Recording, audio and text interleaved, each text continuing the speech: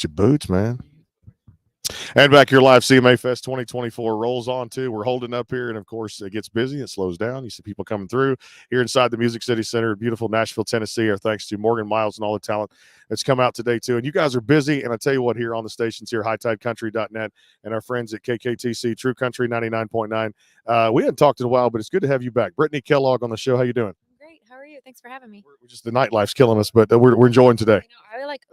I was gonna go to Nissan last night, and then I was like, no, I'm just gonna go back to my place and like chill. And I ended up like drinking almost a whole bottle of wine and tequila, and I was like, I didn't go to bed till almost 1 o'clock again. And I'm like, see, I went home so I could go to bed early, and here we are. And then there's Media Day, day 3, and then tomorrow we'll be at the Opry. I'm kind of glad that I'm not here tomorrow. No disrespect to that too, but sleeping in is going to be the theme of the morning. And I came up with a slogan: CMA Fest, no rest. Hey, it's so true. It's so true. Even when you think you're gonna get rest, you don't.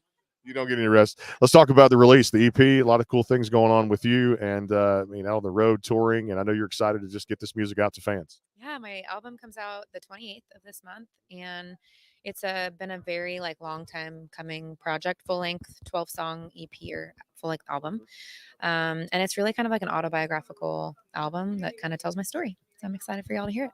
What song were you most excited to put on this project? There's a song called "Thank You, Johnny and June," and I wrote it about when I was 6 years old. I went to my first concert, and I was freaking lucky enough to get to see Johnny and June together. And it was the starting point of my love for country music. And I looked at my grandma and said, I'm going to do that when I grow up. And I wrote a song about it, and it's called "Thank You, Johnny and June." It's really special. That too as well. It's been a crazy week, but what's been cool to see is we get here early in the morning, set up all this stuff, and come inside the media room here, but also too to look outside and see the fans lined up at times before you can even park in line. Some people say, well, it was 10:30 of the night before the morning of the event, and I'm going, that's crazy. But to see the T-shirts and having people tell them slow down to get in the main exhibit hall upstairs too, because all the people are here to see. But this is a special week because you're not going to get any sleep. But how cool is it for the meet and greets, the performances, or to see other people do it, and to see booths sold out and fans buying tickets and spending hard-earned money and just giving back to the fans, how important that is. Yeah, I mean, I think CMA Fest is really, it's one of one. There's nothing like it. You can see all of your favorite people in the same weekend, which is insane to me. And just being able to meet the fans and meet them face to face and thank them in person for their support is just so cool. I love it. Did you have a booth this week to do some meet and greets, or did you play any stages? I played the Reverb, the Good Molecule stage yesterday, and then I'm playing the BMI block party today at 150, and I've done some signings and booths, and so fun. Now, as far as touring goes, and I'm sure people can find some stuff out there, websites, socials, things like that, but playing shows, got to be excited, and I'm sure there's some things coming up in the fall that are going to get back on that touring schedule, right? Absolutely. So I'm actually always on the road year-round. For the most part. So you can definitely check my tour schedule online and come out and see me. I would love it. I got to get to a show. I would love it. Yeah. Come out there and have some fun. And because we don't get out much doing this all the time too. So we got to get out and have some fun out there. I was just asking Morgan about it, but this AI controversy, not necessarily controversy, but people's thoughts on it, opinions. Everybody's got the opinions. I get it. But, for me, it's kind of like this was a special situation with Randy Travis to come back and make music he wanted to make and sign off on this too, and for a special occasion. Give me some thoughts on AI, kind of some, I don't say pros and cons, but do you think it's, obviously it's having an effect on the industry, but kind of positive, negative way? Yeah, it's hard to say because I do think the Randy Travis situation, of course, that's incredible that they were able to do that for him to release music.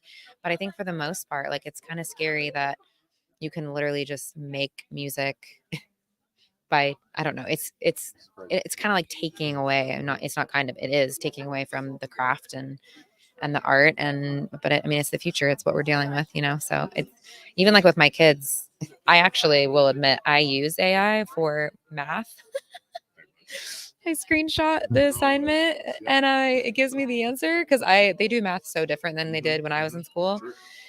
So I appreciate it for those reasons, but I think in regards to music, it's a little scary. By the way, I love the smell from the boots. First of all, love it. And I'm actually going to go down on Broadway, that store that was next to Whiskey Bent, and I'm going to do the buy one, get two free. You got to do it. You got to do it. And it actually is good value too. Like I said, you'll pay. They say you can actually pay $280 for a pair of boots, a good pair of boots, and then you walk out with a couple of pair that. 3 pairs.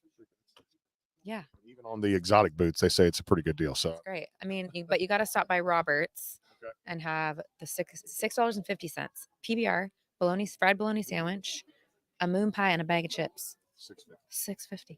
So Roberts is right there next to. Okay, all right, we got to do that too. Now I want to say, is that the place next to Chiefs? That little pop out window? I don't know if they have a pop out window, but it's like the one with the little guitar player on the. It's called Roberts. If you like old country, like Patsy Cline, that kind of music, you'll love Roberts. Let me ask you about that. The comeback of that, or at least a feel of it too, from vinyl records. And had Flat River Band here the other day. They gave me a vinyl record and just kind of put that down. And you see more artists going to that and putting. Selling them at their shows and stuff like that too, to recreate that smell of vinyl and pulling it out of the plastic and stuff like that too. And how those they're still worth money. I have a record store back home and all that kind of stuff too. But the 90s country sound with the vinyl records, I'm so excited it's back. I know, same. I'm doing a vinyl for my album and I'm really excited about it. Yeah. Got to get a copy for that. They're really first time, so they are making. It's so hard to get them in time. So it's still BritneeKellogg.com. There you go. And it's KELLOGG for the OG here of the show. She got us started about 2019, 2020. So good to catch up and so glad you're here. Thanks for having me. Britnee Kellogg, look out for more big things here in 2024. Thanks to Laura and all the team over there setting everything up. We'll talk to you guys back here. I don't know when, 5-6 minutes, whatever it is. More CMA Fest rolls on here day 3 inside the Music City Center. KKTC True Country 99.9 and our friends at HighTideCountry.net. See you soon.